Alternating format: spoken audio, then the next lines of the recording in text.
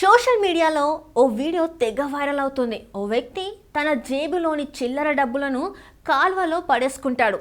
కాల్వ నీటిలో చేయి పెట్టడం ఇష్టం లేని అతను చుట్టూ ఏమైనా వస్తువు దొరుకుతుందేమో అని చూస్తాడు. కానీ అతనికి ఏ వస్తువు కనిపించదు.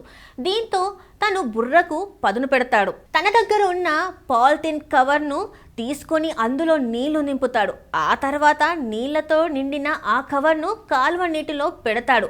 కాల్వలో ఓ వైపు నుంచి మరోవైపుకి కవర్ని నేలను తాకుతూ వెళ్తుంది.